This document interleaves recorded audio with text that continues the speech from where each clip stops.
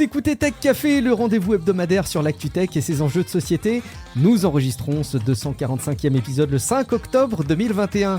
Amazon nous annonce une nouvelle palanquée de produits connectés pour la maison qui s'avéreront probablement plus ou moins utiles, d'une échelle allant de l'inquiétant à la curiosité qui laisse circonspect.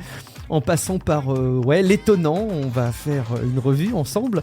Il y a un cadre connecté, de nouvelles sonnettes, un thermostat ou encore le tant attendu, tant redouté ou tellement risible, allez savoir, robot de surveillance à domicile. On parlera aussi de la recherche de Google qui continue à progresser pour nous aider sans cesse à toujours plus consommer du contenu et plus s'y affinité avec son incontournable moteur de recherche. Et quand je dis incontournable, je pèse mes mots, figurez-vous que le truc le plus recherché sur son principal concurrent américain serait Google. On va en reparler. Et puis on abordera aussi la panne du multivers Facebook qui a eu lieu hier soir au moment où on enregistre, et l'identité de la lanceuse d'alerte qui a été révélée. Il y a désormais un nom et un visage derrière les derniers SFS, les scandales Facebook des semaines dernières. Je suis Guillaume Vendée, podcasteur technophile enthousiaste, et je retrouve celui qui brave les rhumes les plus carabinés pour être présent encore et toujours, semaine après semaine, dans votre podcast d'actu-tech favori. Vous ne le trouvez toujours presque pas sur internet, sauf quand vous cherchez à commander son livre Machine de jeu. C'est Guillaume Poggiaspala. Salut Guillaume. Eh oui, show must go on. C'est beau, t'as toute l'énergie derrière toi, tous les grogs, le miel, les tisanes, j'imagine, en renfort. Ouais, j'ai même les antibiotiques là, donc tout va bien. Ah oui, bon, effectivement, tu es au bout du bout. Bah, très bien, je suis sûr que tu vas redoubler d'énergie du coup pour nous, merci beaucoup. Et je suis accompagné également dans cet épisode par un autre frère d'armes, mon compère, néanmoins technophile, enthousiaste, lui aussi, amoureux d'Apple et évangéliste du cloud ou infonuagique, c'est Matt, alias prof du web. Salut Matt. Ça me fait grand plaisir d'être là et d'enregistrer pour la première fois avec Guillaume Poggiaspala. C'est réciproque. C'est un grand plaisir. Puis à titre perso, je suis un peu ému de vous avoir tous les deux là à côté de moi dans un podcast. Ça me fait vraiment très plaisir. On a un bel épisode qu'on va couvrir ensemble. Mais avant, je me dois de vous rappeler les incontournables, à commencer par l'importance pour nous d'avoir vos avis sur les applications de podcast. Il y a Apple Podcast, mais il y a aussi Podcast Addict qui propose le dépôt d'avis qui sont consultables par tout le monde. Et il y a C. Maurice qui a dit par exemple sur Podcast Addict, il a dit: Tech Café, par la qualité de ses intervenants, sa forme légère et dynamique, est devenue ma référence et mon compagnon. Vous êtes au top. Et c'est toi, Maurice, c'est Maurice qui est au top d'avoir laissé cet avis. Donc si c'est pas encore fait, vous aussi, criez votre satisfaction avec Tech Café et foncez déposer un avis sur Apple Podcast ou Podcast Addict. Je vous le rappelle également que donc Tech Café est dispo sur l'application de podcast Tumult, T-U-M-U-L-T. Réagissez à un emplacement précis de l'épisode pour entamer le dialogue. Vous pouvez faire pause, par exemple, dès maintenant, là, tout de suite, là, au moment où vous écoutez ces mots, pour nous faire un petit coucou. L'app évolue à vitesse grand V. Merci beaucoup à vous de tester cette application et de faire vos retours. Et puis, mention spéciale à Chemical Gamer, ça me fait penser à Chemical Brother, à Patou, Franck Artera, à Max Zedozer, Rawan Risbé et Pierre Nevillet pour leur soutien et leur participation sur Patreon. Grâce à eux et à d'autres abonnés qui bénéficient du plus privé sans la pub, du chapitrage des épisodes et des infos exclusives, vous êtes assurés d'avoir votre podcast encore longtemps. Pour en savoir plus, c'est très très très très simple. Rendez-vous sur patreon.com/techcafé. On attaque avec des premières news à chaud parce que à l'heure qu'il était hier, il y avait toute une partie d'internet qui était tombée, qui était inaccessible. C'était les services de la galaxie Facebook, y compris Oculus, qui était indispo pendant plusieurs heures. Je crois que c'est un record, si je dis pas de bêtises. Moi, j'ai vu ce matin la publication sur Instagram, ironie, d'Alexandria Ocasio-Cortez, vous savez, cette élue américaine, qui a rebondi sur cette panne. Elle disait d'ailleurs à quel point il y avait des commerces ou des populations qui se trouvaient bloqués dans leur activité par cette panne. Elle rappelle bien évidemment que Facebook a racheté WhatsApp et Instagram, notamment parce que la concurrence que ça représentait leur faisait un peu peur, et elle disait est-ce que c'est pas le meilleur moment pour justement les démanteler. Guillaume, je suis sûr que tu as été très embêté toi hier soir par cette panne puisque tu n'as pu accéder à aucun service de la galaxie Facebook. Oui. Moi évidemment ça m'a un petit peu fait rigoler, je vous cache pas, parce que moi je me suis absolument pas rendu compte, tout simplement. J'ai absolument rien vu évidemment, donc Donc j'ai vu passer comme ça la news, je me suis dit, ah ouais, c'est marrant. Et alors qu'effectivement certains criaient à la panne d'internet global, certains pensaient qu'internet était mort, que c'était la fin de la civilisation, mais non, en fait c'était apparemment, d'après ce qu'on sait, c'était un problème de BGP. Donc c'était pas un problème de DNS comme on l'a cru au début. Bon, le problème de BGP, c'est un problème d'infrastructure internet, quoi. Donc c'est un truc qui est quand même de très très haut niveau. Et une grosse boulette, ça commence à être facile de faire à compter à des très hauts niveaux d'infrastructure, parce qu'il semblerait que les routes BGP vers Facebook aient été retirées par erreur. Donc alors, c'est pire qu'un problème de DNS en fait, puisque c'est Facebook en tant que entité, en tant qu'entité autonome, en tant qu'autonomous system, comme on dit, qui a disparu d'Internet tout bêtement. Donc, ça peut expliquer un petit peu ce que c'est. C'est peut-être l'occasion de revenir un petit peu sur comment fonctionne BGP et Internet au sens large, quoi. Parce qu'on dit souvent que Internet, c'est un réseau de réseaux. Et c'est vrai, et ces réseaux-là, qui forment ce réseau de réseaux, ils ont un nom, on les appelle les Autonomous Systems, donc les systèmes autonomes. Donc les AS, souvent, c'est AS quelque chose, parce qu'en fait, ils ont des numéros. Par exemple, AS 5511, c'est Orange, en France, AS 20617, c'est BNP Paribas, AS 35540, c'est OVH, AS 2200, c'est Renater, etc. Donc un AS, donc c'est pas vous ou moi un AS, un Autonomous System, c'est un gros réseau qui comporte lui-même un gros paquet de routeurs et qui est autonome, dans le sens où ce réseau fonctionne avec ses propres tables de routage qui sont gérées en général par une grosse boîte, genre donc un fournisseur d'accès ou une grosse banque. Et ce sont des entités privées qui gèrent le réseau qui est gros et multisite, souvent. Et donc ces AS sont considérés comme étant des pairs entre eux, dont l'interconnexion forme Internet lui-même, tout simplement. Alors maintenant, quand un paquet de données, donc il part de votre PC, il va chez Facebook, en fait il se balade dans le réseau donc AS 155.57, qui est celui de SFR, et ensuite il va aller vers AS 329.34, qui est Facebook.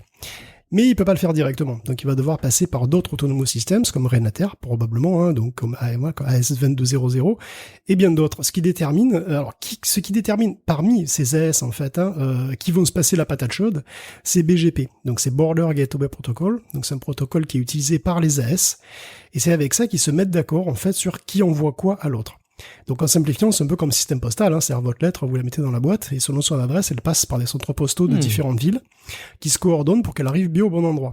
Là, c'est pareil, sauf que pas tout à fait, puisque les AS sont des entreprises différentes, c'est pas une même entreprise, évidemment, c'est des entreprises différentes, qui d'ailleurs parfois sont concurrentes entre elles, et qui parfois se font payer le transfert, c'est-à-dire que les transferts sont pas gratuits, ce qui fait qu'en fait, la décision des routes, c'est extrêmement compliqué, parce qu'il y a plein de choses qui rentrent en compte. Il y a la proximité géographique, il y a le ping en fait, évidemment le temps, mais il y a aussi d'autres trucs comme par exemple effectivement la qualité, la fiabilité, le prix, etc. Donc en plus, c'est Internet, donc ça change en permanence. C'est-à-dire qu'il y a des nouveaux AS qui arrivent, il y a des AS qui disparaissent, il y a des pannes chez certains, et tout ça, tout ça fait que les tables de routage globales doivent être mises à jour en permanence via BGP. Et voilà, c'est via BGP que se propagent donc ces tables de routage à tous les AS concernés qui permettent d'avoir Internet comme on le connaît. Donc, ce qui semble s'être passé là à Facebook, c'est que Facebook est accidentellement disparu en tant qu'AS, en tant que système autonome des tables de routage. Donc, il a concrètement disparu d'Internet. Alors le pourquoi exactement, on ne sait pas, je ne sais pas si on le saura un jour. En tout cas, ce qui est sûr, c'est les impacts et un peu les conséquences pendant quelques heures. Ils ont perdu de l'argent, mais évidemment à l'échelle de Facebook, ça va très très vite se combler.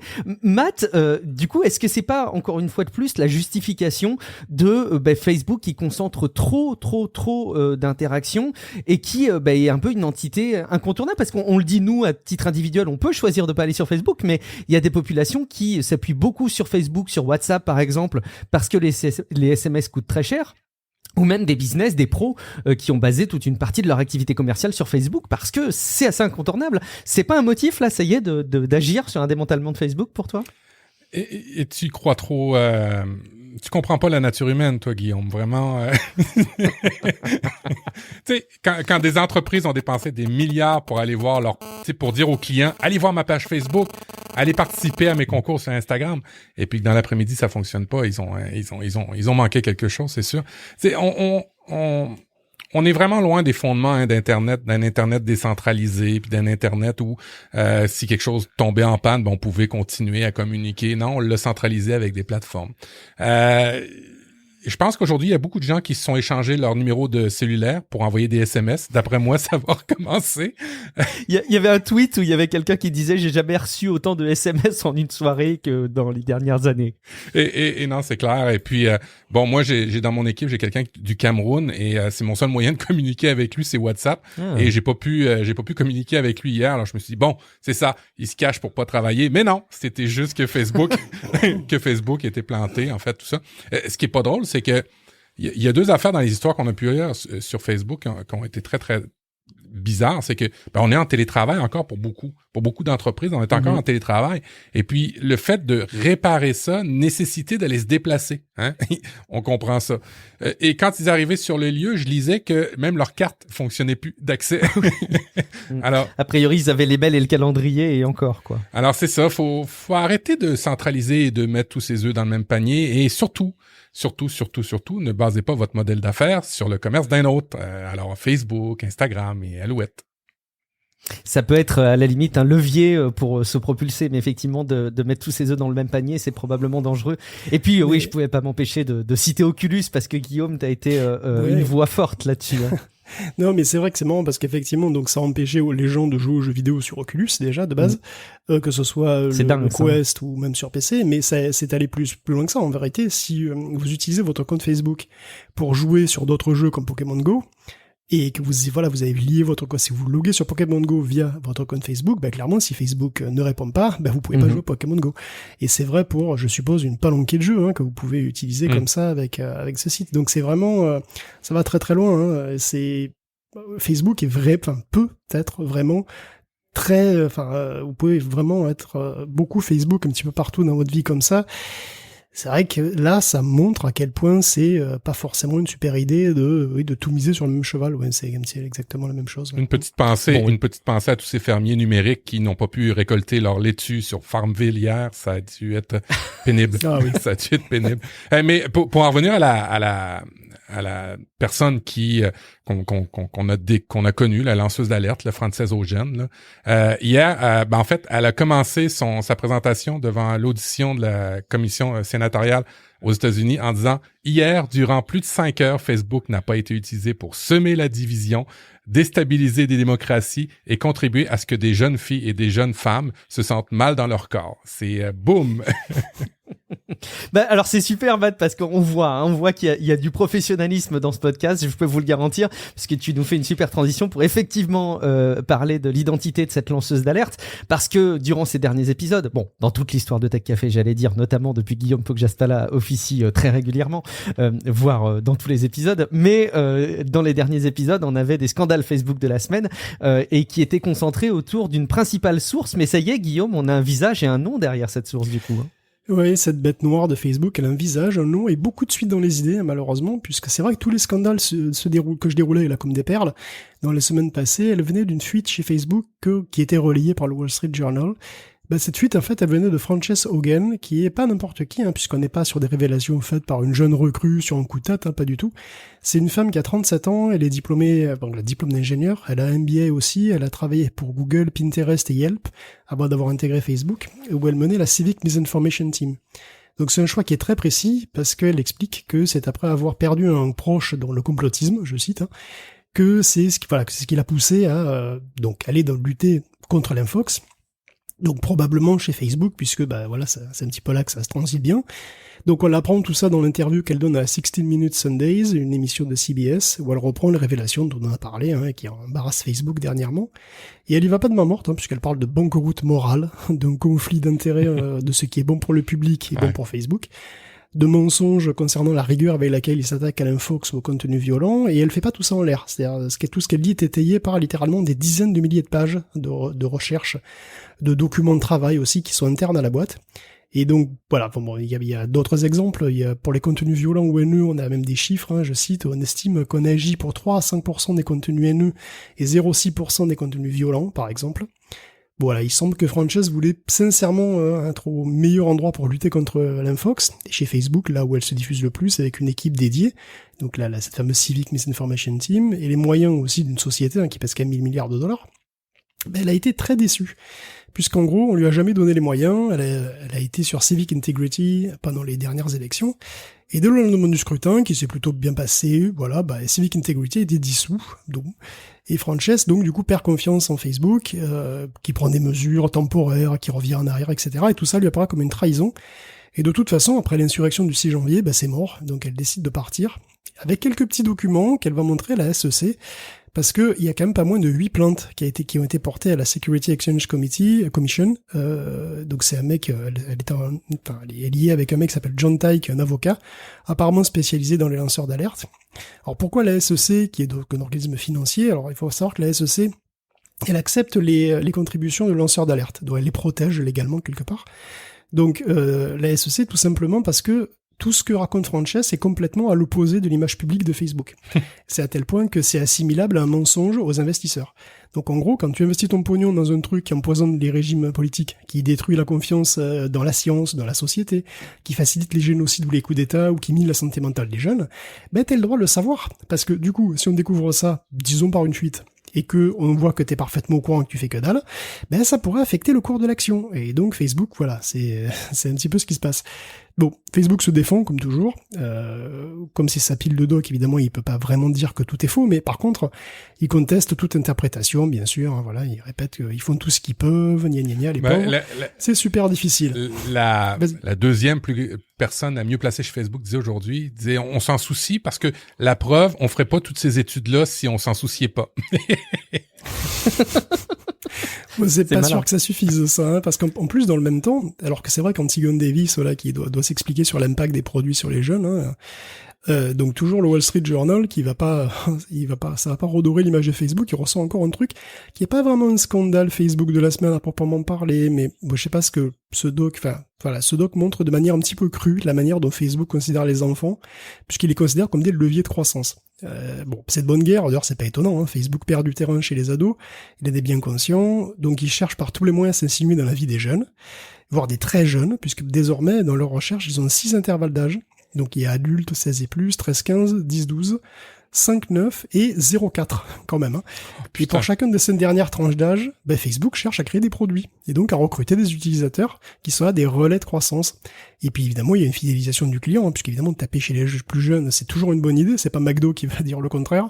Donc il y a vraiment rien d'étonnant pour le grand public, si tu veux, c'est peut-être bizarre de considérer les playdates des enfants comme des leviers de croissance, ça sonne pas très bien, c'est comme ça que c'est écrit, hein.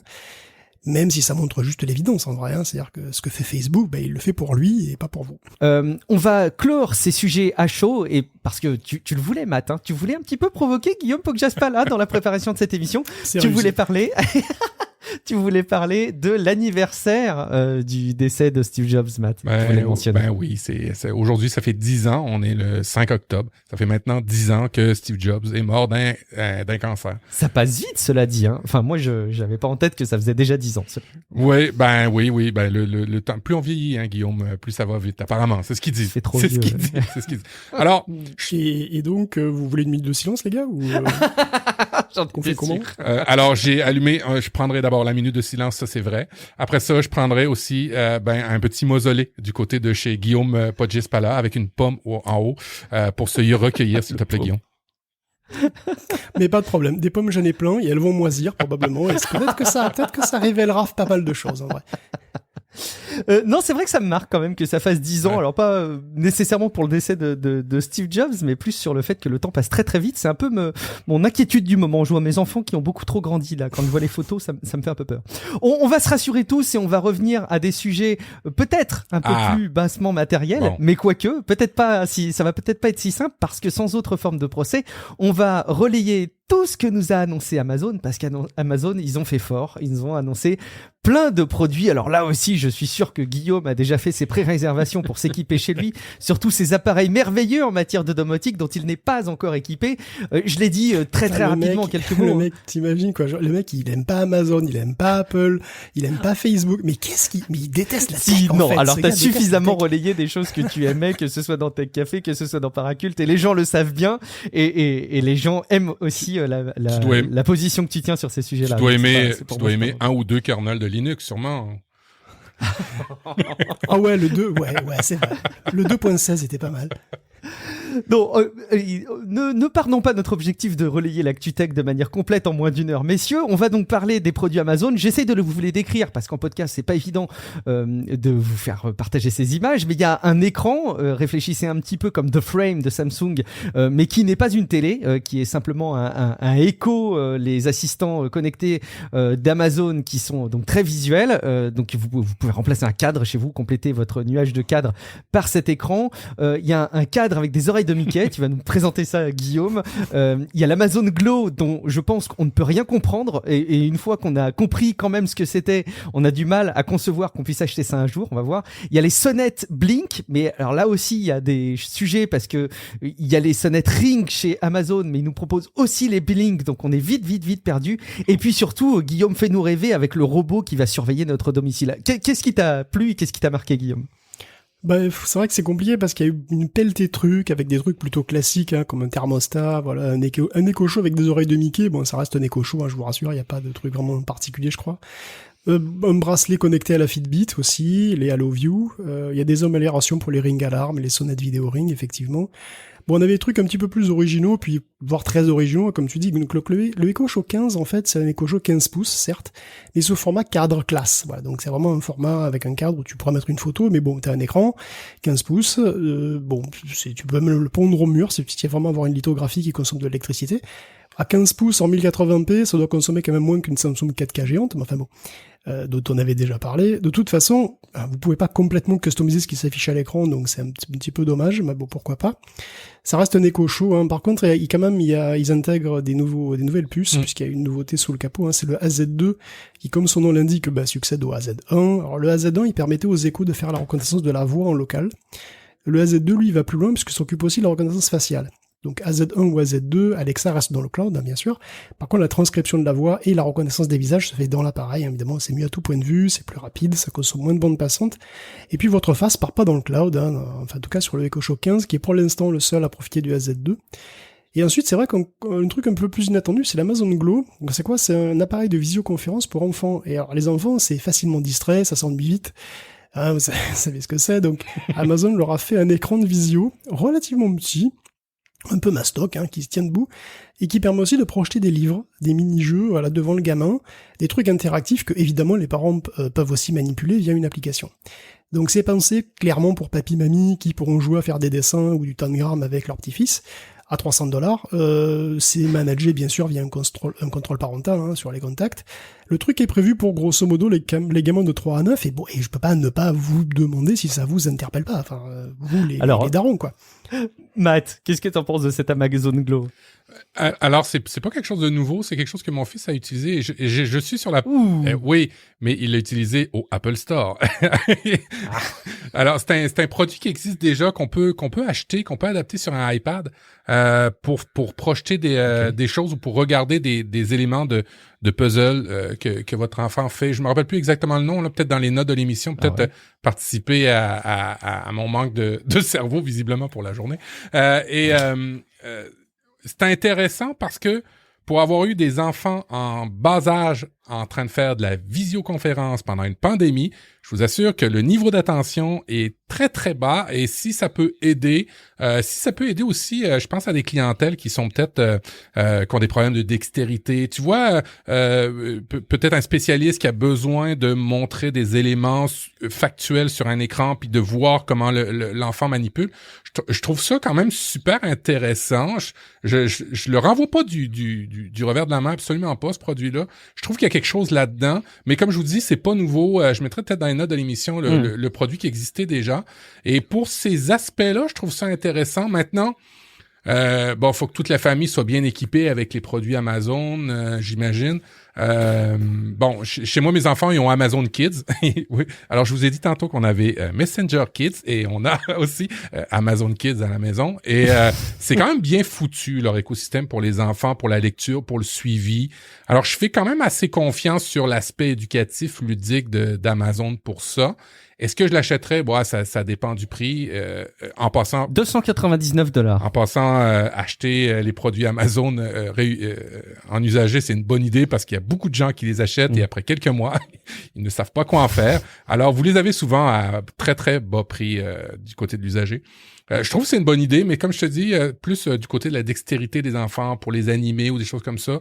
Peut-être pas une visioconférence avec ma mère qui a 70 ans et qui saurait pas comment animer sa tablette de son côté pour faire bouger l'écran, projeter. Ça devient un peu compliqué. Je vois ça plus pour des spécialistes peut-être. Mais on va évoluer là-dedans. On a de plus en plus d'appareils et de possibilités pour pouvoir faire des formations ou en tout cas animer les enfants. Alors, il y avait le Sprout. Il y avait le Sprout. Non, mais je rigole pas en plus. Vous vous souvenez pas du HP Sprout? Bien sûr. Combien on a pu faire de jeux de mots dans Tech Café avec le Sprout, effectivement. Ouais, ça me rappelle vraiment ça, ouais. C'était pareil, c'était donc un ordinateur. C'était pas pensé enfant. C'était un ordinateur complet, voilà. C'était un petit peu la même chose, mais pas pensé avant. C'était un véritable ordinateur complet avec un rétroprojecteur qui projetait donc une image tactile. Donc une image avec une caméra pour que ça soit tactile sur le plan, quoi. Et puis il y avait donc on pouvait effectivement faire ce genre de truc là, c'est-à-dire partager un petit peu les deux machins. Enfin, c'était un petit peu la même idée, mais pour les grands en fait. Ça ressemble à une sorte de Sprout pour les petits. L'expérience utilisateur a l'air quand même diablement compliquée entre la configuration pour les enfants, la configuration pour les parents, la configuration pour les grands-parents à distance qui veulent converser avec leurs enfants. Je trouve que le design, l'ergonomie me paraît vraiment bizarre et un peu encombrante. Je me rends pas compte, ça il faudrait l'avoir entre les mains. Mais surtout, c'est cher. C'est cher, vous imaginez, $300, votre fils, il a le choix entre le cadeau de Noël de ouf pour $300, c'est soit une Switch, soit ça. Allez, franchement, qu'est-ce qui retient le fiston ou la fille? C'est pas les mêmes usages, on dirait. C'est vrai. Il y en a un qui fait plaisir à papy-mamie et l'autre qui fait plaisir que à l'enfant ou peut-être à la famille. Mais bon. Et ça sent la pandémie quand même. Hein. Ça sent le produit qui a été pondu en pleine pandémie en se disant qu'est-ce qu'on pourrait proposer comme expérience.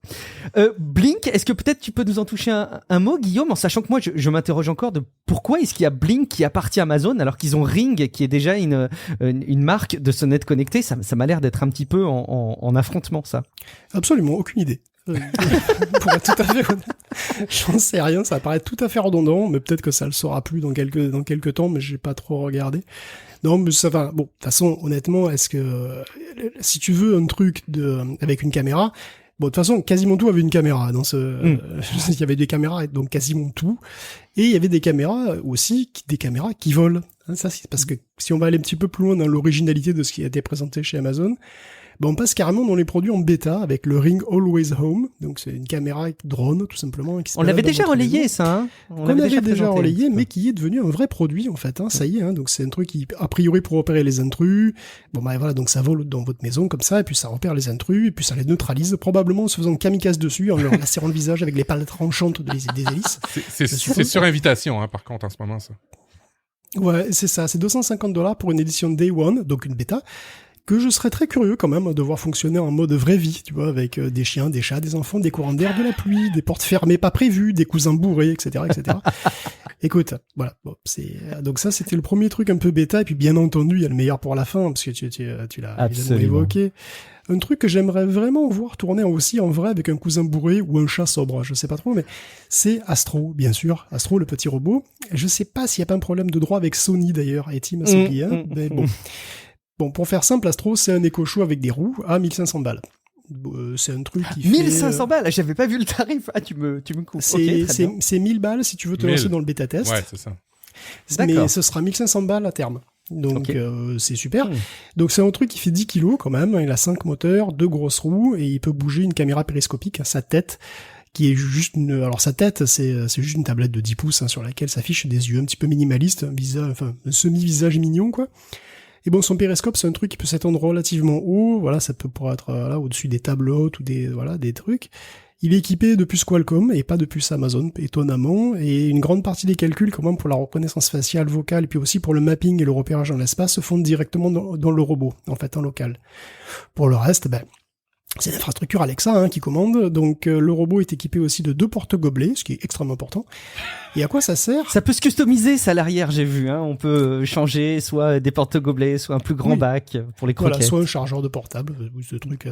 Je sais pas. Enfin, en tout cas, c'est pas énorme non plus, hein, parce qu'effectivement, c'est un truc qui a pas de bras, donc il passe pas l'aspirateur. Donc pourquoi mettre 1500 balles dedans plutôt que 10 fois moins cher dans un éco-show ? Alors, il donne des cas d'usage quand même. Hein. Le premier cas d'usage, c'est celui de la télésurveillance. Donc c'est comme un drone ring machin qui vole, mais sur roue, tout simplement. Donc Astro peut se balader librement, où il y a des checkpoints, et repérer les bruits suspects ou les gens inconnus. Puis quand il voit quelqu'un d'inconnu, il se jette dessus, il essaie de leur crever les yeux avec la caméra télescopique, j'imagine. Comme Chucky. Et bah ouais, et autre possibilité, c'est le monitoring de pépé ou de bébé, théoriquement, puisque Astro peut suivre les gens et les reconnaître. Donc il peut savoir si pépé va bien, à distance, et t'envoyer des notifs si c'est pas le cas. Il peut manifestement livrer des bières, mais il peut pas les prendre dans le frigo, ce qui fait qu'en fait, il peut juste faire cadeau de bière à d'autres gens. C'est vachement con, hein. Quand j'ai vu ça, cette animation-là, je fais, ah ouais, c'est cool, elle apporte une bière, mais c'est qui a mis la bière dans le robot pour l'apporter? Et c'est quelqu'un avec des bras, parce que pas de bras, pas de bière. Donc voilà, donc c'est un éco-show aussi qui fait tout ce que fait un éco-show, mais qui peut en plus te suivre. Bon, je sais pas si t'as envie que ton éco-show te suive partout, mais tu peux maintenant. Peut-être que tu peux lui demander aussi d'aller prendre une photo dans la chambre de ton frère en train de regarder Pornhub, je sais pas. Technologiquement, c'est un gros challenge. C'est vraiment Disney bizarre. Et non, pour avoir des dossiers. Et bon, c'est vrai que technologiquement, c'est quand même un gros challenge de faire un truc qui se déplace tout seul, comme ça, sans se viander dans un espace naturel, entre guillemets, comme ton appart, parce que c'est le bordel ton appart, il y a des trucs pas prévus, il y a des chaussettes qui traînent, il y a du passage, il y a des machins qui changent. Bah déjà, quand on voit l'enfer que ça peut être pour les robots aspirateurs, dont la fonction est simplement d'aspirer. C'est ça. Donc là, voilà, tu vois, d'un coup, la porte de la chambre, elle est ouverte, d'un coup, la porte de la chambre, elle est fermée. Pourquoi elle est fermée le samedi après-midi? Bon, bref. Donc, Astro est prévu pour apprendre, en plus, au fur et à mesure, justement, pour s'adapter à la vie de la maison. C'est prévu, en quelque sorte. Donc, du coup, il observe en permanence tout ce que tu passes, tout ce qui se passe, tout ce que tu fais en permanence. Il identifie aussi les points de circulation qui sont plus denses que les autres et il essaie de les éviter. Donc en gros, il essaye de pas être emboulé, qui est toujours au milieu. Bon, reste qu'une maison, faut une maison spacieuse quand même. Et tout ça, c'est si ça marche bien, parce que bon, il y a des témoignages d'ingénieurs qui ont travaillé dessus, qui sont pas très rassurants sur sa fiabilité, sa solidité. Amazon dément, bien sûr. Bon, de toute façon, on verra bientôt lors des tests en vraie grandeur. Donc au-delà de tout ça, moi je m'interroge un peu sur Astro, sur son utilité, parce qu'Astro fait des mimiques mignonnes. Après, je sais pas si ça sera suffisant pour beaucoup de gens lâchent 1000 balles pour l'avoir. Le robot, c'est vrai que ça doit avoir une utilité spécifique, tu vois. Pour être une tablette sur roue, ça suffit pas. On achète un robot aspirateur parce qu'il fait un truc à notre place qu'un autre appareil ne peut pas faire. Donc, est-ce qu'il y a des fonctions qu'a Astro qui sont suffisamment uniques pour le rendre, disons, pertinent? Je sais pas. En tout cas, bon, Amazon veut rendre Alexa omniprésent chez vous. Là, on est vraiment dans du ambient computing, c'est-à-dire tu as Amazon, tu as Alexa de partout en fait. Tu as Alexa dans ton ordi, sur ton portable, tu as Alexa à ton poignet, tu as Alexa dans la chambre de ton enfant, tu as Alexa sur des éco-shows, tu as Alexa dans ton robot, tu as Alexa dans des drones qui te passent au-dessus de la tête. Et moi, voilà, je l'ai dans l'auto. J'ai un petit module pour l'avoir dans mon véhicule. Tu l'as même dans ta pendule, Matt. Vas-y, à vous. C'est fou. C'est complètement fou. Donc oui, c'est vraiment l'ordinateur, en fait, Alexa est partout, mais il devient invisible. C'est vraiment le rêve, je crois, de cette omniprésence totale. C'est vraiment le rêve d'Amazon. Et ils sont sur la voie, hein. Matt, un robot comme ça qui se balade chez toi, est-ce que toi aussi t'es circonspect ou tu vois peut-être des cas d'usage qu'on n'aurait pas identifiés? Je me rappelle les premières discussions qu'on a eues quand on a parlé d'écho. On a fait, c'est quoi cette boîte de conserve-là qui fait de la musique et puis qui nous parle? Et puis maintenant, tout le monde en a des genres d'appareils comme ça. La première fois qu'on a vu celui avec un écran, on a dit, non, avec une tablette, c'est tellement plus intéressant d'avoir une tablette. Puis finalement, il y a beaucoup de gens maintenant qui prônent que par l'écran. C'est toujours embêtant d'arriver avec un nouveau produit sans connaître les usages. Il va falloir les découvrir, il va falloir trouver des possibilités d'usage par rapport à ça. Je trouve que le mode Sentinelle peut être assez cohérent. C'est le mode Sentinelle pour Astro, il se promène dans la maison et puis dès qu'il détecte quelque chose avec sa caméra télescopique, vous pouvez être averti. Ça peut envoyer un signal. Bref, pour des raisons de sécurité domiciliaire, je trouve qu'il y a une certaine cohérence. Pour l'aspect tablette, bière, non, c'est gadget. Il fallait mettre quelque chose, mais je me vois mal faire de la visioconférence accroupi à quatre pattes parce que le robot est pas très haut, hein. On le voit à hauteur de robot quand on le voit dans la publicité, mais dans les faits, c'est pas très haut, là. C'est peut-être 40 ou 50 centimètres de haut, ce qui fait qu'on peut pas faire de la visioconférence à cette hauteur-là. Alors, moi, je vois plus... C'est visio pour les bébés à 4 pattes. Ouais. En fait, la caméra qui te filme peut être peut être plus haute. Elle est télescopique, elle peut être plus haute. Par contre, l'écran, lui, effectivement, il est très bas, oui. Alors, t'as déjà fait de la visioconférence avec une personne qui regarde pas dans la caméra, ça fait toujours un petit peu étrange. Alors, si le visage est toujours en bas, puis la caméra, parlons-en, c'est un module qui est télescopique. Moi, j'ai un robot aspirateur à la maison et ceux qui ont une maison qui vit, dites-moi si vous avez réussi à faire fonctionner ça une semaine, jour après jour, sans que le robot soit pas coincé dans un fil, qu'il ait pas ramassé une chaussette, qu'il ait pas ramassé quelque chose. Alors, ça va prendre des maisons très bien rangées ou de personnes célibataires ou qui ont pas d'animaux pour que ça vive bien. Mais encore une fois, c'est une nouveauté. On n'a peut-être pas encore tous les cas d'usage. Soyons patients. Maintenant, il y a tous les axes de vie personnelle qui sont un petit peu qui me font un petit peu peur là, d'un seul coup, un petit peu comme le drone, hein, d'un seul coup quand quelqu'un peut hijacker cet appareil-là dans la maison et se promener à la grandeur de la maison comme il veut. Si en plus il a hijacké la sonnette et puis la serrure qui va bien, je pense qu'il a accès à toute la maison comme il faut. Faut faire attention à ces choses-là. Je les jette pas du revers de la main, mais toutefois, plus vous avez d'appareils dans une maison, plus il faut les sécuriser. Alors, plus vous avez des enjeux qui peuvent arriver, effectivement. Mais c'est une première version. Dites-vous qu'il va sûrement avoir une autre version. On est clairement dans une étape intermédiaire et en tout cas pas aboutie, je pense. Pas comme dans l'ère du smartphone. Mais toi, Matt, ton Alexa, c'est quoi la fonction? Cette fonction unique qui fait que Alexa est pertinent et pas redondant avec d'autres appareils. Qu'est-ce qui le rend indispensable? La communication à l'intérieur, la musique. Honnêtement, à l'intérieur de la maison, je me promène plus avec mon téléphone. Tu sais, il y a pas d'autoradio. Il y a pas d'autoradio, mais il y a pas de radio pour écouter de la musique. Fait que c'est rendu, c'est Alexa-là, ces appareils-là qui le font. Le mode interphone à la maison, c'est chouette. Le fait que je l'ai dans mon véhicule et que je demande dans mon véhicule, interphone dans la maison, dit que j'arrive ou est-ce qu'il manque quelque chose sur la liste d'épicerie. Fait que pour moi, c'est vraiment l'aspect communication. Après ça, en second plan, je remarque de plus en plus que mes enfants, c'est un support aux devoirs. Hein. Quand ils font leurs devoirs, ils posent des questions à Alexa, des choses anodines qui te paraissent anodines. Mais je sais pas vous, mais moi, le dictionnaire, on l'utilise pratiquement plus, physique, papier, là, malheureusement. Le Becherel, plein de questions comme ça, ça a été remplacé par ces appareils-là. Puis évidemment, ce qui passe par-dessus tout, c'est l'interrupteur de ma vie, là. Dans le fond, je peux allumer, éteindre la lumière. Et puis, on parlait de thermostat. C'est un confort assez incroyable de dire, hey, peux-tu mettre un petit peu plus chaud? Peux-tu mettre un petit peu plus froid? Ici, au Québec, c'est bien agréable l'hiver, en tout cas. Oui, c'est vrai.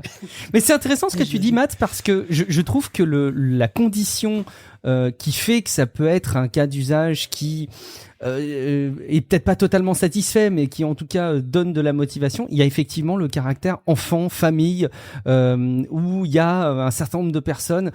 Alors ça a ses limites, hein, parce que tout à l'heure j'avais mon fils qui nous demandait ce que c'était, c'est quoi une calorie. Puis en fait on s'est retrouvé un peu embêté et un peu fatigué. On voyait pas trop par quelle boule prendre pour lui faire comprendre ce que c'était que de l'énergie, etc. Ça nous semblait un peu compliqué. Et puis il demande, ok Google, c'est quoi une calorie? Alors le pauvre, il a eu une définition. Vous testerez chez vous. Vous verrez que la réponse est tout sauf compréhensible pour un enfant, mais je pense qu'effectivement c'est intéressant ce que tu dis, Matt, parce que c'est assez central le fait d'avoir des enfants, et je pense des enfants dans une certaine tranche d'âge qui déclenchent un peu ces requêtes, ce qui est tout à la fois effrayant d'ailleurs, mais je pense que ça doit être assez central. Mais évidemment, on va le rappeler, là, faites attention à la sécurité de ces appareils-là, mettez-les à jour. Idéalement, en acheter, en usager, vous allez trouver ça incroyable, mais Amazon, il y a peu de gens qui aiment ça. En tous les cas, qui les utilisent dans le milieu francophone, en tout cas au Québec, et ils les achètent, puis ils savent pas quoi faire avec parce qu'ils ont pas tous les produits, ils ont pas compris les requêtes que tu peux faire avec. Et souvent, en mode usager, vous les avez là, une bouchée de pain. Alors, Astro le robot, vous allez l'avoir vraiment pas cher dans quelques années, c'est sûr. On a hâte. On a tous hâte. On va terminer cette rubrique quand même pour clore cette revue d'Amazon, parce que il y a des choses qui se passent du côté de chez Blue Origin. Alors c'est pas Amazon, hein, mais il y a quand même l'ombre de Jeff Bezos qui plane au-dessus de cette entreprise aussi, Guillaume. Ouais, Blue Origin est au centre de l'actu spatiale pour les mauvaises raisons. Hein. D'une part, ils attaquent la NASA en justice parce qu'ils n'ont pas été choisis face à SpaceX. Rien que ça. Et d'autre part, au début, ils ont fait des propositions à l'amiable. Hein. Ils sont revenus à la charge en faisant des cadeaux assez énormes et ça leur plaît pas. C'est compliqué parce que bon, Blue Origins donc avait été pas content, il avait saisi le GAO pour se plaindre de la décision de la NASA, et il a perdu. Et donc du coup, c'est pour ça qu'il attaque directement la NASA. Et ces dernières lui rétorquent volontiers que si Jeff avait vraiment voulu remporter le contrat, il aurait pas fait le pari que la NASA accepterait un contrat à 5,9 milliards, soit plus de 2 fois l'offre de SpaceX. Il aurait directement fait une offre plus compétitive, tu vois, au lieu d'attendre qu'on négocie. Mais bon, voilà, donc on verra ce que ça donne suite au prochain numéro. Parce que bon, de l'autre côté, c'est vrai que la grosse actu, c'est que Blue Origins est accusé par une bonne vingtaine d'employés d'être une boîte horrible, tout simplement. Puisqu'une boîte qui se fout de la planète, puisque Blue Origins ne semble pas se soucier des masses des déchets qu'elle produit. Une boîte où la sécurité passe derrière la compétition avec Elon Musk. Une boîte où justement, pour rattraper SpaceX, on adopte son mode de fonctionnement. Où, comme ça serait décrit dans un mémo interne, le burn-out fait partie de la stratégie d'entreprise. Et enfin, une boîte où on siffle les meufs et où on les tripote, et où on fait des allusions à leur look et leur vie perso, on se croirait presque chez Blizzard, avec un petit peu moins de pickle sans doute. D'ailleurs, au passage, l'histoire des sexismes et harcèlement chez Activision, c'est fini avant d'avoir commencé, puisqu'il y a un accord à 18 millions de dollars qui a déjà été trouvé. Écoute, finalement, ça coûte pas si cher que ça, le sexisme. C'est plutôt cool, parce que 18 millions comparé à 8 milliards de chiffre d'affaires, c'est pas génial. Alors, c'est chiffre d'affaires, mais en 2019, il faisait quand même 1,3 milliard de bénéfices. Je doute que ce soit moins cette année. Mais bon, revenons à Blue Origins. Pour couronner le tout, toute voix dissidente, toute agitation, entre guillemets, serait réprimée. Il y a un gars qui avait 10 ans d'ancienneté dans l'aérospatiale qui décrit Blue Origins comme la pire expérience de sa vie. Oh. Donc il y a... Alors, Ars Technica quand même qui a des contacts avec plusieurs salariés de la boîte. Ouais, ça pourrait être une affirmation isolée, il faut la prendre avec des pincettes, mais ça se recoupe. Ouais, ils ont reçu des retours un peu mitigés. Ils disent bon, ouais, d'accord, les mecs ils en ont quand même gros sur la patate, ça se sent, mais ils ne nient pas un fond de vérité sur l'ensemble et particulièrement sur l'aspect tyrannique du CEO Bob Smith. Voilà, donc désolé, les métiers de l'espace font toujours rêver, je sais, mais entre Blue Origin et SpaceX et sa culture du burn-out, vous pouvez compter sur Tech Café pour casser vos rêves chaque semaine en podcast. Oui, c'est garanti pour chaque épisode.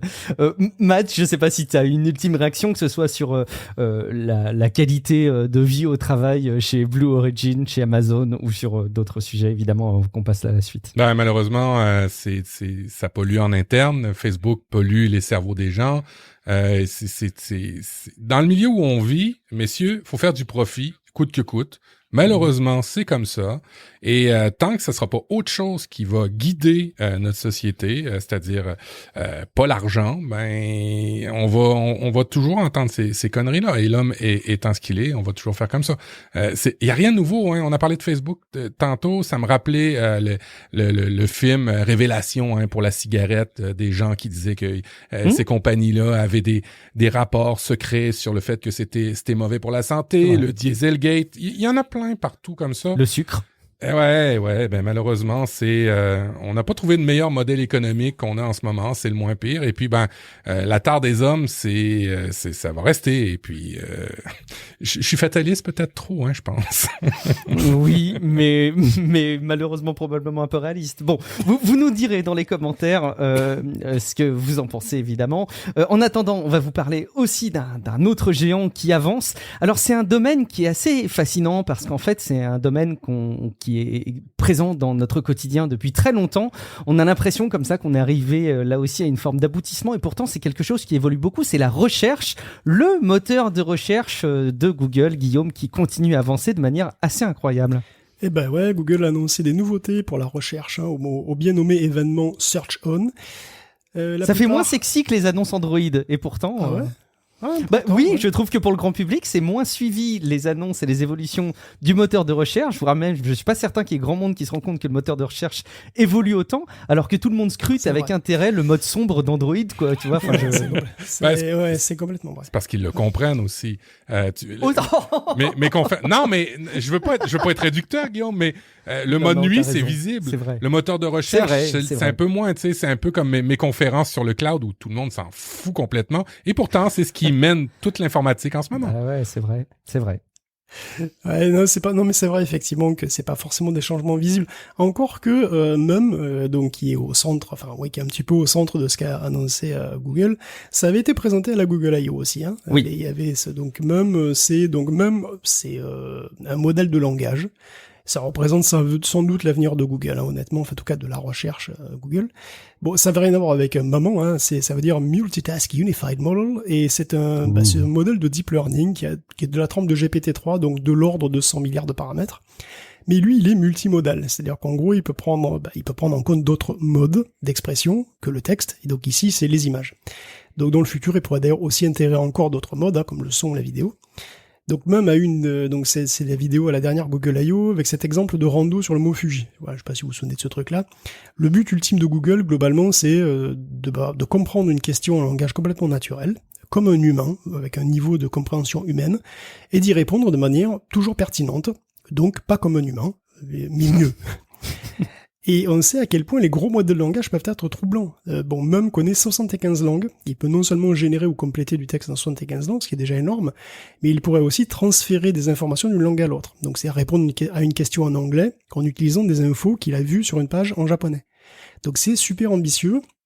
Alors pour le moment, ce qui a été présenté à SearchOn, ça va dans ce sens, mais on va pas aussi loin, pas encore. Parce que Mum est multimodal, donc bon, du coup, c'est Lens qui voit ses fonctions étendues. Donc Lens, c'est la recherche par image. Donc vous prenez une image, une photo, n'importe quoi, et donc vous recherchez. Alors jusqu'à présent, vous recherchez des images analogues. Et ben là, désormais, on peut compléter la recherche d'images avec du texte. Donc si vous prenez en photo votre chemise et que vous demandez des chaussettes avec le même motif, parce que vous êtes un gentleman et que c'est pas pensable de sortir dans la rue avec une tenue dépareillée, ben tu peux le faire. Encore plus utile, une question peut désormais concerner ce qui se trouve dans une image. Ce qui est bien utile quand tu sais pas ce que tu regardes. L'exemple donné est celui manifestement d'un novice en cyclisme qui a la flemme de chercher l'anatomie de son vélo sur Google et qui préfère prendre son dérailleur en photo pour demander à Google comment on répare ce truc-là. Bon, effectivement, ça peut être pratique pour des tas de trucs, hein, c'est forcément. Bon, du côté textuel, Mum va aussi permettre d'avoir une nouvelle section choses à savoir quand vous faites une recherche avec des infos pertinentes sur des sujets glanés un petit peu comme ça sur plusieurs sites. Et pour la dernière contribution de Mum à la recherche Google, je dois avouer que j'ai été bluffé parce que j'ai appris l'existence des pingouins macaroni qui ont des petites crêtes jaunes comme ça sur la tête, et c'est vrai que ça a fait ma journée. En fait, en français, on dit gorfou doré, mais on peut aussi dire gorfou macaroni. Et bon, je préfère quand même largement les appeler pingouins macaroni, hein, honnêtement. Il faudra voir comment on dit au Canada. T'as vraiment un problème avec les petits animaux mignons, toi, Guillaume? Oui, c'est possible, j'avoue, effectivement. Je suis resté parce que bon, voilà, donc c'est parce que tout simplement, la fonction, c'est parce que quand tu cherches une vidéo, Google te propose d'autres recherches basées sur ce qui est dit dans la vidéo, et puis là, c'était un truc sur les pingouins les mieux coiffés de la banquise, faut quand même l'avouer. Donc, Google a annoncé plein d'autres trucs, hein, pour il va étendre la recherche aux inventaires des magasins, avec la possibilité de chercher en ligne n'importe quel article à vendre, un truc identique à celui qui est présent sur une photo. Il y a une amélioration dans la recherche de fringues. Alors, je sais, par contre, là, c'est des fringues à acheter. Il y avait des termes, c'est devenu trop technique pour moi. Dès qu'il s'agit de fringues, je comprends plus. Mais voilà. Donc, tous ces trucs sont impressionnants et pratiques dans l'ensemble. C'est quand même assez loin de l'objectif initial de la recherche totalement naturelle, et on sent que Mum est encore en sous-régime, et c'est parfaitement normal parce que je pense que on a vu avec GPT-3 que les modèles sont extrêmement puissants et aussi extrêmement difficiles à maîtriser. Parce que Mum, à mon avis, comme GPT-3, il parle beaucoup, c'est un beau parleur, il pisse du texte autant que tu veux. Par contre, il peut très facilement raconter n'importe quoi, il peut très facilement partir dans le décor. À mon avis, ça doit être extrêmement compliqué d'être certain que dans un produit fini aussi important, aussi central, aussi... que tout le monde utilise comme Google, d'être certain qu'un truc ne sorte pas des insanités, des trucs faux, des trucs dangereux, des trucs sexistes. Donc voilà, à mon avis, c'est très difficile à maîtriser, mais donc ils vont sortir petit à petit des nouvelles fonctions qui sont basées sur des gros modèles, et peut-être un jour on arrivera à quelque chose de vraiment impressionnant, mais c'est le début déjà, et c'est déjà pas mal. Moi, c'est quelque chose qui m'a convaincu, hein, dans mon expérience et mon vécu technologique, la pertinence de Google quand je vois les résultats des autres moteurs de recherche qui, je trouve, sont à la limite du dangereux et qui amènent parfois à promouvoir des contenus qui me semblent vraiment problématiques. Effectivement, il faut que Google continue à avoir cette qualité. Bon, c'est pas parfait, hein. Il y a aucun service de ce type-là qui pourrait être parfait, mais enfin, je pense que le travail est autrement plus qualitatif en matière de résultats que les concurrents. Matt, est-ce que tu observes ça toi aussi avec ton regard de technophile expert sur le cloud, avec un regard amoureux, ou est-ce que tu as d'autres idées autour de ce que propose Google? Pour revenir sur l'effet Google sur les moteurs de recherche, c'est vrai ce que tu dis. Nous, on a dans le cloud, Microsoft Azure, qui nous fait la promotion de Bing. Et alors, pour tout ce qui est intelligence artificielle, ça, ils essayent de nous placer Bing. Et puis, ils nous disent, vous savez, hein, quand même, on est le deuxième meilleur moteur de recherche. Tu dis, ah ouais, à combien vous êtes? On est quand presque 5% maintenant.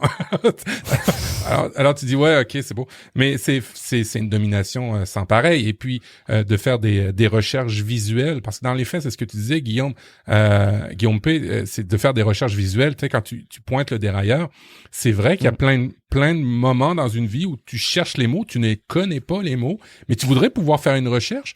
Et tu sais, je vois beaucoup ça pour en lien avec YouTube, par exemple, pour réparer des trucs ou des choses comme ça. Alors, je trouve ça super intéressant d'avoir ce type de façon de rechercher maintenant dans le vrai univers, dans le vrai monde, où quand on connaît pas les mots, ben on va les apprendre, puis on va avoir le moyen quand même d'être comme tout le monde, d'avoir l'accès à l'information. Fait que dans ce sens-là, je trouve ça super intéressant.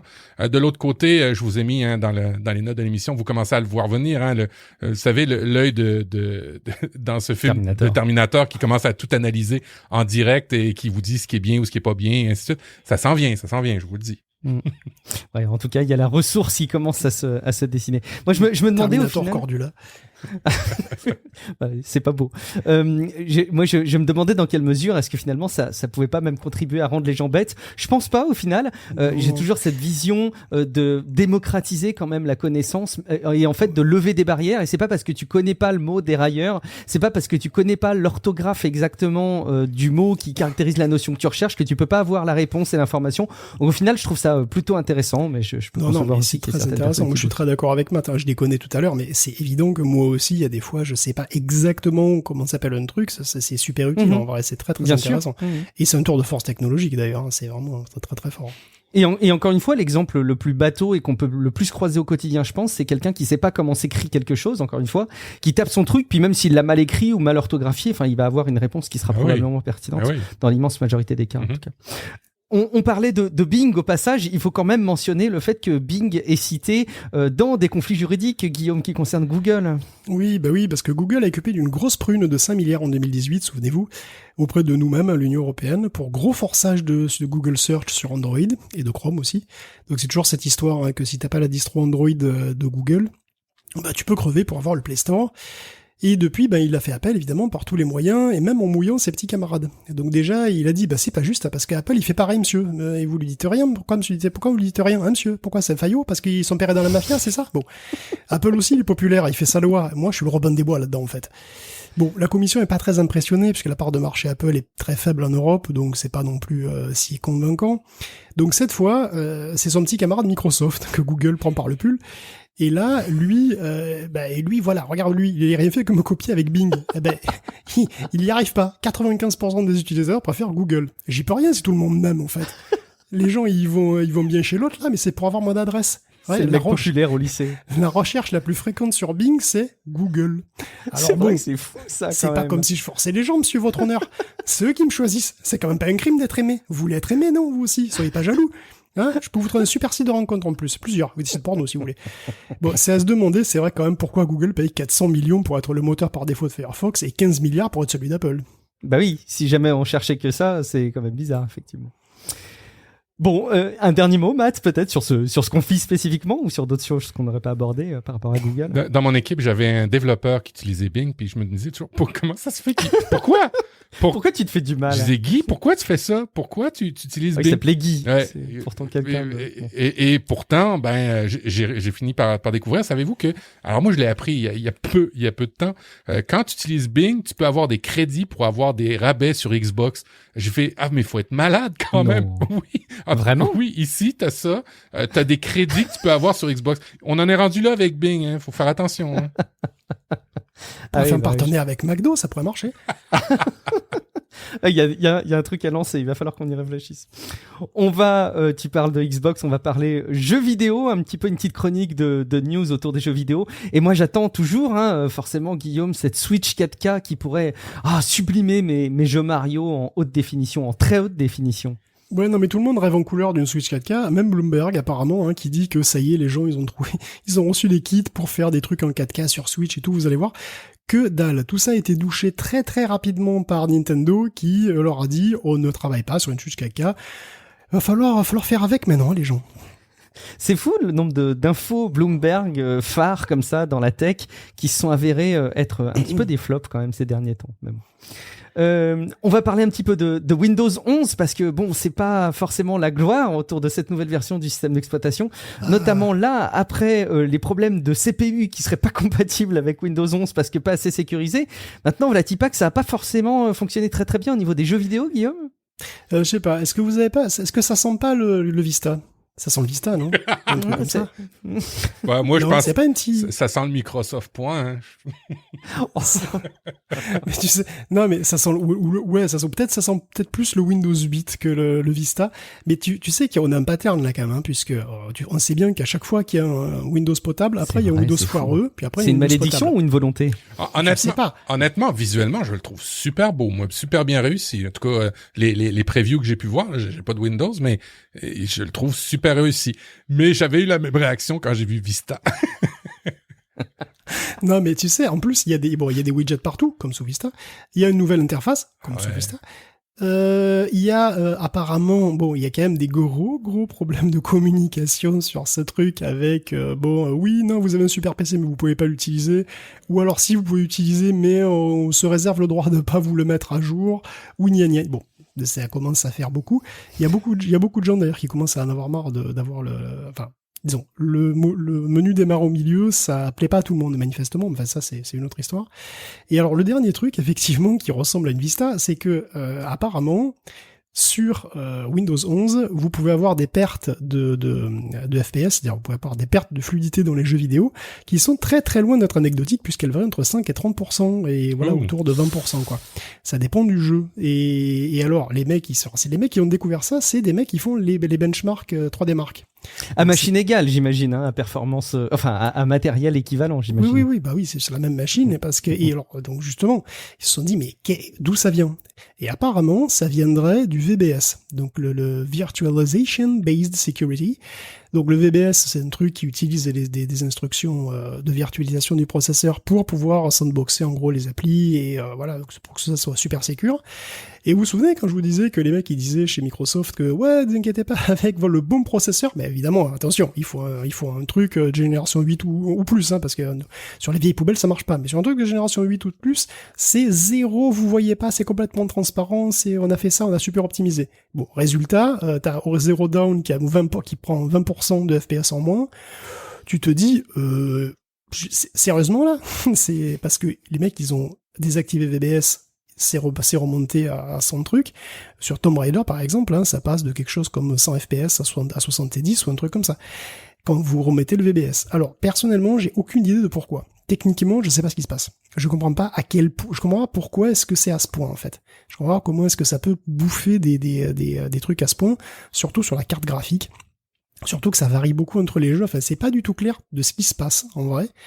Toujours est-il que pour le meilleur système d'exploitation pour le jeu vidéo, d'après Microsoft, se prendre un truc qui, sur un corps de génération 10, je l'ai pas précisé, mais la machine de test, c'est une corps de génération 10 avec une 3090. Je veux dire, sur un corps de génération 10, vous bouffe entre 10 et 30% de performance dans les jeux vidéo. Les mecs, sérieusement, je pense que c'est la pire pub qu'ils pouvaient avoir, puisque, bien entendu, ça veut dire que même si, dans 2 semaines, ils corrigent ça par un patch parce que c'était un problème de bug ou quoi que ce soit, t'imagines l'image, je veux dire, aucun gamer ne va le passer sous Windows 11. C'est même pas un rêve. En plus, on est à un moment où tu peux carrément pas changer de carte graphique. C'est beaucoup trop cher, il y en a plus, enfin, on est en pénurie totale. Donc, perdre 30% dans un jeu vidéo, mais je veux dire, c'est même pas un rêve. Donc, ouais, ça sent la Vista, hein. Ouais, ça sent la Vista et je sais pas où ça va terminer, mais l'avenir est pas au beau fixe pour Windows 11 en tout cas. Mais peut-être que c'est une technique pour amener les gens à consommer sur Xbox leurs jeux vidéo, Guillaume. Bah ouais, parce que ça c'est la news la plus courte du monde. xCloud arrive sur Xbox. Bon, enfin, dans tous les cas, ça commence à arriver sur Xbox. Bah, il était temps, je crois, hein, je dirais, mais voilà. Ça faisait un petit moment qu'on en parlait. Oui, effectivement. Et la PS4 qui ne sera pas forcément condamnée à être mise à la poubelle parce qu'on pourrait plus la faire fonctionner. Ouais, c'est un point de détail qui, moi, perso, que je trouve très bien, mais c'est vrai que tout le monde s'en fout probablement. Mais j'en avais parlé, il y avait un problème avec la PlayStation 4 qui était que, en fait, la PlayStation 4, quand vous lancez un jeu vidéo, qu'il soit physique ou pas, il fait un check de entre son horloge interne, parce qu'évidemment la PS4 a une horloge interne avec une petite pile comme ça pour garder l'heure. Ben, elle vérifie que son horloge interne est synchronisée avec un serveur du PSN. Et si ça marche pas, s'il y a un problème de synchronisation, ben il lance pas le jeu, tout simplement. Le jeu refuse de lancer. Bon, évidemment, c'est un problème. Si vous n'êtes pas connecté à Internet, du coup, il peut pas faire le check. Et le truc, c'est que si la pile meurt, le check, il est forcément mauvais puisque l'horloge, elle est pas à jour. Et en fait, il semblerait que, bien que ce soit pas public, la version 9 du système d'exploitation de la PS4 enlève ce problème parce que tout simplement il fait plus le test. Voilà. Donc cette communication entre les systèmes, entre l'horloge du système et le PlayStation Network ne se fait plus, ce qui fait que probablement la PlayStation 4 continuera à vivre même si le PSN n'existe plus. Parce que c'était aussi ça l'enjeu, quoi. S'il peut pas joindre le PSN, forcément ça pose problème. Donc ça c'est plutôt un bon move pour la préservation du jeu sur Sony. Bon, un autre mauvais move que j'ai pas mis, mais que j'ai pas mis parce que c'est tout récent, je viens de le lire, c'est qu'apparemment Sony envisage de virer les moyens de paiement sur le PlayStation, sur le PlayStation Store de la PS3 et de la PS Vita. Donc en gros, vous pouvez plus payer sur PS3, vous pouvez plus acheter de jeux sur PS3 ou PS Vita, à moins d'utiliser une carte prépayée avec un code que vous rentrez et de créditer votre truc comme ça. Donc en fait, voilà, vous pouvez plus payer ni par PayPal ni par Visa, ce qui est une manière d'assassiner les stores des PS3 et des Vita et d'étouffer tout simplement ces machines encore un petit peu plus. Bon, on se souvient qu'ils avaient menacé de fermer littéralement les magasins il y a pas longtemps, qu'il y a eu un backlash, donc ils avaient renoncé. Bon, là, en fait, au lieu de l'assassiner d'un bon coup de lui trancher la gorge proprement, non, là, il étouffe petit à petit avec un oreiller. Bon, c'est une manière de faire. Ouais, ça prendra plus de temps, mais ils arriveront au même résultat vraisemblablement. Allez, on va conclure avec le Steam Deck. Je sais pas si t'avais suivi, toi, Matt, le Steam Deck. Je sais que tu regardes quand même du coin de l'œil tout ce qui est jeux vidéo, et que t'avais tourné ton regard de plus près vers la Switch. Est-ce que tu avais suivi la sortie de la Steam Deck, son annonce en tout cas? Oui. J'ai changé de nouvelle quand j'ai vu le prix, mais oui, j'avais regardé ça. Il y a du nouveau, Guillaume, côté Steam Deck. La Steam Deck, elle est sexy, elle est très très sexy, elle est de plus en plus sexy en fait, parce que, donc oui, alors c'est vrai que c'est assez cher, parce que c'est 400$ pour la version de base, qu'il ne faut probablement pas acheter, puisque c'est 64 Go d'IMMC, donc c'est petit et c'est lent, IMMC, c'est pas génial. Qui peut encore faire des plateformes avec du IMMC en 2021? Oui, je suis assez d'accord, mais donc en gros c'est pour tirer les coûts au maximum et pour avoir une entrée de gamme à 400$, quoi. Donc l'IMMC, effectivement, 64 Go d'IMMC, ça coûte que dalle, donc ça doit aider, mais en fait la version à prendre, je pense, c'est celle à $529, qui est 256 Go de SSD cette fois. Vous avez une variante à $650 avec 512 Go de SSD, toujours en NVMe, ce qui donne donc des performances qui sont très, à mon avis, très correctes, mais effectivement le ticket d'entrée du coup c'est $530 et ça commence à faire beaucoup. Mais bon, pour ça, vous avez quand même une bombe, Enfin, je veux dire, vous avez un truc qui est basé sur du Zen 2 4 cœurs, vous avez un GPU RDNA 2, enfin c'est assez extraordinaire. Vous avez une machine. Alors, à quel point c'est extraordinaire? Vous avez une machine donc qui a la taille d'une très grosse Switch, parce que c'est quand même assez gros, on va dire, c'est quand même plus lourd. Mais là-dessus, vous faites tourner des jeux PC, vraiment. Et alors, il y a eu des benchmarks, justement, c'est ça qui est intéressant. Donc, vous faites tourner quoi? Vous faites tourner Shadow of the Tomb Raider, en high, en 30 FPS de moyenne. Vous pouvez aller jusqu'à 60 FPS en jouant sur les réglages. Vous faites tourner Doom Eternal en low, en 60 FPS. Ou vous pouvez monter un petit peu et baisser à 46, mais ça reste quand même très jouable. Vous faites du Dota en high à 47 FPS, et vous faites du Cyberpunk 2077 en high entre 20 et 30 FPS. Tout ça sur une machine portable, en local, c'est absolument incroyable. Et c'est un truc qui mais même pas si chaud que ça, puisque c'est autour de 43 degrés de dégagement de température, ce qui est quand même pas si énorme. Donc, c'est une bombe, c'est cher, mais je dois avouer que c'est un truc qui regarde un petit peu les GP des Win comme ça, avec un œil, avec un petit peu de bave au coin de la lèvre, je dois avouer que là, ça les enterre complètement, quoi. C'est une véritable bombe, le Steam Deck. Il y a même la version à 679 € pour 512 gigaoctets de stockage. Et en plus, vous avez à ce tarif-là le vert avec traitement anti-reflet de qualité supérieure. On se croirait avec l'Apple Watch d'Apple. Merci beaucoup, Guillaume, pour cette revue autour des jeux vidéo. Merci pour la préparation de cette émission. Merci beaucoup à toi, Matt, d'avoir participé à cet épisode de Tech Café et cette inauguration de ce duo que vous avez réalisé à mes côtés. Merci beaucoup. Matt, est-ce que tu peux nous rappeler où est-ce qu'on peut te retrouver sur Internet? Oui, profduweb.com, c'est vraiment l'adresse où vous pouvez trouver mes liens. Et puis, si le cœur vous en dit, je fais partie de ceux qui croient encore pouvoir monter une chaîne YouTube en 2021. Et si le cœur vous en dit, allez vous abonner. Allez cliquer dans les notes de l'émission, vous avez les liens profduweb.com et la chaîne YouTube de Matt. Guillaume, où est-ce qu'on peut te retrouver? Est-ce qu'on peut te retrouver sur Internet? Je sais pas, peut-être sur gagnerargent.com pour pouvoir avoir suffisamment d'économies pour acheter un Steam Deck à 512. Soutenez-nous sur Patreon, bien évidemment, pour que Guillaume puisse acquérir la Steam Deck et vous faire ses retours. Merci beaucoup pour votre fidélité. Je suis Guillaume Vendée, vous me retrouvez sur guillaumevendée.fr et une fois tous les 15 jours, parce qu'on a remis de l'essence dans la voiture avec Matt pour Relife. Donc allez écouter, vous vous abonnez à Relife et vous allez écouter nos nouveaux épisodes depuis la rentrée. Merci beaucoup donc pour votre fidélité et je vous dis à très très bientôt dans un prochain épisode de Tech Café. Ciao à toutes et à tous. Ciao à tous. Ciao ciao.